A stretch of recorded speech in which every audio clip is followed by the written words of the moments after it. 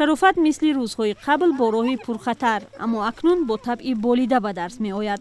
با او گفتند که به نزدیکی کپروک لرزونکشان را تعمیر می کنند و یا برایشان مکتبی نو می سازند.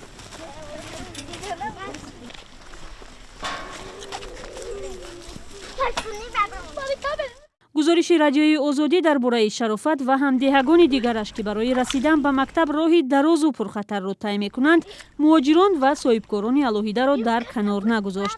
چند صاحبکار به دهه آمده و گروهی از مهاجران طریق تلفنی برای کمک به کودکان اظهار آمادگی کردند.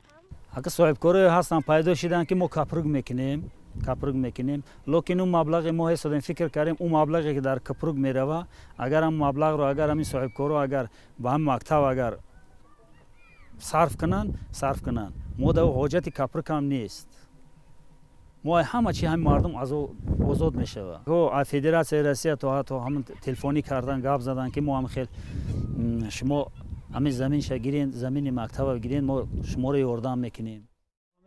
گفتیم که همین زمین در نظر بگیرین این زمین با مساحتی بیش از 2 هکتار در میان 4 دهه در جماعت بزرگبای برونوف جایگیر است که در آن کودکان سالهاست به مکتبند. رئیس بخش زمینسازی شهر وحدت بعد یک مشورت با ساکنان روز 11 سپتامبر این زمین را برای ساختمان مکتب انتخاب کرده است. طلبای ما 4 تقسیم میشوند، 4 مکتب میروند فرزندای ما. برای همون ما میخواهیم که همین مکتب تیزتر دستگیری کرده شود و وعده خشک خالی داده نشود. مدت دیگه ما 12-11 سال فقط وعده خشک خالی گوش کرده استیم تمام. به دلیل نبود مکتب قریب 300 خواننده از 4 ده در جماعت بزرگبای برونوف شهر وحدت مجبورند جان خود را در خطر گذاشته به مکتب دهات دیگر روند. قسمی از این خواننده ها با طی کردن 4 کیلومتر به ناحیه فیض‌آباد می روند و قسمی دیگر با عبور دریا و پل لرزان به مکتب رقم 69 واقع در دهی همسایه. من با این طرف اومده ایستاده بودم، یک سگ کلان خیال کردم یکم حیوان دیگر که اون سگ بوده است از پای من گزید. باز دویم بار نو به مکتب اومده ایستاده بودم که یک بار دیگر باز از پشت پایم گزید. اگر یک بار دیگر مرا سگ بگزد من از دست میروم.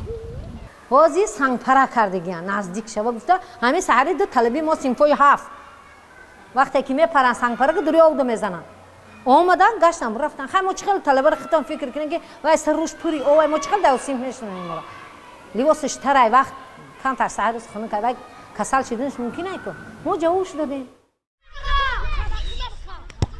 با وجود همه این مشکلات آموزگاران از دانش و میل خوانندگانی که از آن سوی رود می آیند به تحصیل توصیف می کنند.